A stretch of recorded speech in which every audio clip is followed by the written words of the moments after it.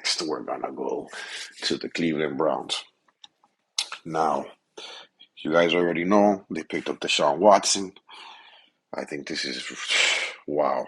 I mean, a lot of people have mixed feelings about this. Some people are on the train. I'm gonna be honest with you, I'm on it. I think that this is awesome. Fantasy and dynasty wise, this is great. Maybe not for the team wise because they gave up so many picks.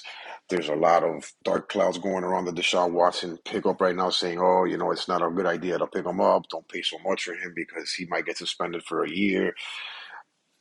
Listen, I'm gonna be honest with you.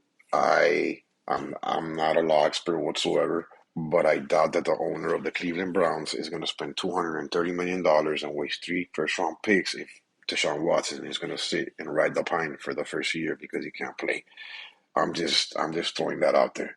I'm pretty sure that the owner of the Cleveland already talked to Roger Goodell before he did this deal to secure his asset because it's a lot of money and it's a lot of first round picks. So, in saying that, I'm not saying Deshaun Watson will not get suspended. I just don't think that it's such a severity that it's going to be a year.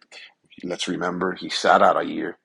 Last year, the whole year, he rode the pine. They didn't let him play. So, that's another thing that could come into the equation.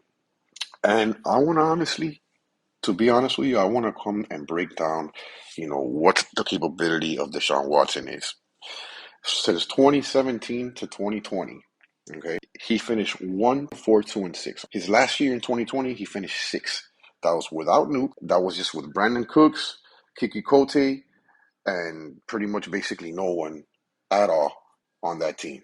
Okay, and he finished as the quarterback six. He threw for 33 touchdowns and seven interceptions, rushed for 444 yards and three TDs. And saying that, he had probably the worst lines in the freaking NFL, probably the most poorly coached team in the NFL, and he still was able to produce. People are going to say, well, yeah, he had the number one receiver in the league and Hopkins, and yeah, but he didn't have anything else. And he had the worst line ever. So let's go over to the what he has now. I mean, I think Amari Cooper gets a bump up. Obviously, he's gonna get a bump up. Everybody was throwing him to the bottom of the pit, and all of a sudden with Deshaun Watson, he gets a super bump up. I think he's definitely worth a first round pick and then some right now. He's going to get volume, and Joku is going to get volume. I think Anthony Schwartz is going to stretch the field. He's going to catch some nice long touchdown passes. And let's be honest, it's a major upgrade from Baker Mayfield.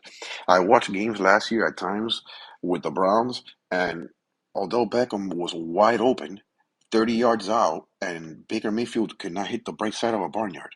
So I think this is a major, major, major upgrade. Watson's going from a team that had a bottom 10 offensive line to now a top 10 offensive line. And he has Amari Cooper, Peoples Jones, Anthony Schwartz. They're talking about signing Fuller. It hasn't happened yet, but it's about to happen. And if he gets that, that's somebody else that he can use. Even if Fuller gets injured, he still has weapons there. And Njoku is a freak athlete, and he hasn't been used correctly, in my opinion. So if all this pans out, and let's not forget, we're not even talking about Nick Chubb, and we're not even talking about Kareem Hunt and what that's going to do.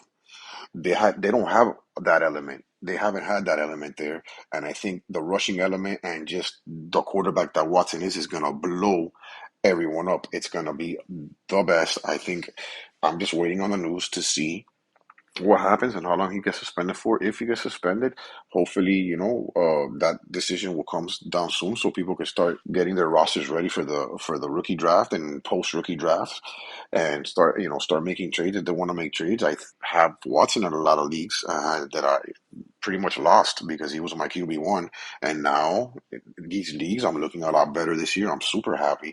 I'm not trying to trade Watson, to be honest with you. I think he's a hold. I think you should hold him. I think I'll put it to you like this. He's 27, Joe Burrow's 26. That's all I'm going to say about that. You can throw that he hasn't played for a year, but he finished 2020 as the QB6. So I'm not gonna in a super flex startup after the 1-6. To me, I mean, the perfect spot for me would be the 112, 110, 112 area where I can pick up on a good running back, depending on how how many quarterbacks go in that first round. If I got the 1-9 and 110, and all the good quarterbacks are taken, and he's there, I'm taking him in the first round.